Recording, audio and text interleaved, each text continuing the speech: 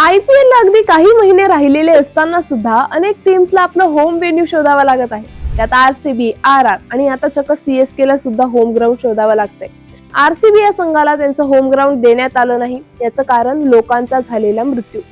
गेल्या वर्षी या संघाने IPL ची ट्रॉफी जिंकली. या विजयामुळे RCB ने विक्ट्री परेड काढली, पण त्या परेडमध्ये अनेक लोकांचा मृत्यू झाला. त्यामुळे RCB वर ऍक्शन घेण्यात आली आणि या ऍक्शनमुळे त्यांना त्यांचं चिन्नस्वामी होम ग्राउंड देण्यात आलं नाही.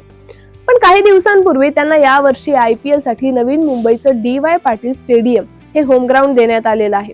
तर RR म्हणजेच राजस्थान रॉयल्स या संघाला आपलं होम ग्राउंड चेंज करण्यामागचं कारण म्हणजे राजस्थान क्रिकेट असोसिएशन म्हणजेच RCA सोबत RR व्यवस्थापनाच्या सततच्या संघर्षानंतर या व्हेन्यूवरून स्थलांतर करण्याचा निर्णय घेण्यात आलाय.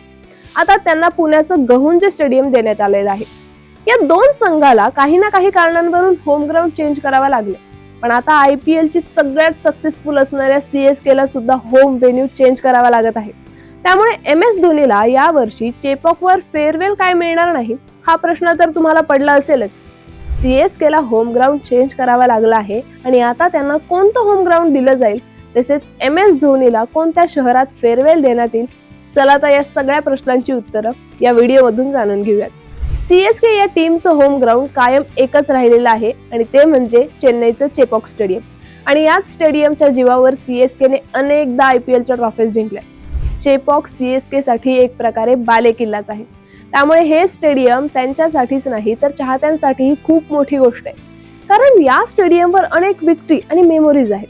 तसेच या स्टेडियमच्या आणखी एका खास गोष्टीने ते होम ग्राउंड जवळचं होतं आणि ती गोष्ट म्हणजे MS धोनीचा तिथे असलेला ऑरा. त्यामुळे चेपॉक स्टेडियम हे कायमच प्लेयर्स आणि फॅन्ससाठी एक होम ग्राउंड नाही तर इमोशन्स आहे. पण आता तेच चेपॉक ग्राउंड यावर्षी CSK साठी उपलब्ध नसणार आहे. याचं कारण आहे तमिळनाडूमध्ये इलेक्शन चालू होणार आहे आणि या निवडणुका IPLच्या दरम्यान सुरू होणार आहेत. त्यामुळे CSK ला यावर्षी हे होम ग्राउंड मिळणार नाही हे सांगितलं जातंय. आणि MS धोनी सुद्धा यावर्षी निवृत्ती घेईल असं वाटतंय, कारण अनेक वर्ष ही चर्चा सुरू आहे की MS धोनी कधी निवृत्ती घेईल. पण या वर्षी तो निवृत्ती घेईल असं अनेक क्रिकेट एक्सपर्ट्सने सांगितलं आहे. पण MS धोनीने याबद्दल कोणतीही ऑफिशियली घोषणा केलेली नाहीये. तरीही CSK ने या वर्षी ज्या प्रकारे संघ निवडला आहे त्यावरून असंच दिसतंय की यंदाचा IPL हा MS धोनीचा शेवटचा IPL असणार आहे. मग आता विषय हा राहिला आहे की CSK संघाला कोणतं होम ग्राउंड दिलं आहे. BCCI म्हणजेच भारतीय क्रिकेट नियामक मंडळाने तिरुवनंतपुरम किंवा रांची हे दोन ठिकाणं सांगितलेली आहे. त्यामुळे या दोन होम ग्राउंड वर CSK ला यावर्षी सामने खेळावे लागणार आहेत. MS धोनीला याच दोन होम ग्राउंड पैकी एका ग्राउंड वर फेअरवेल दिले जाईल. पण धोनीला आणि चाहत्यांना त्यांचा फेअरवेल रांची येथे दिला तर आनंद होईल, कारण धोनी याच रांची शहरातून येतो आणि याच गावातून त्याने क्रिकेट खेळायला सुरुवात केलं होतं. त्यामुळे आपल्या शहरातच आपल्याला फेअरवेल मिळावं असे प्रत्येकाला वाटत असतं. पण आता त्याला फेअरवेल कुठे देतील हे IPL दरम्यानच समजेल.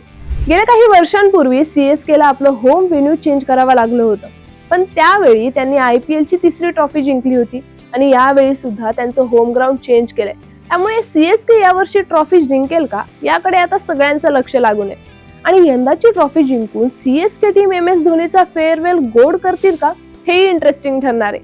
मग तुम्हाला काय वाटतंय, CSK ट्रॉफी जिंकेल का आणि MS धोनीचा फेअरवेल गोड होईल का? आम्हाला कमेंट्स मध्ये नक्की सांगा.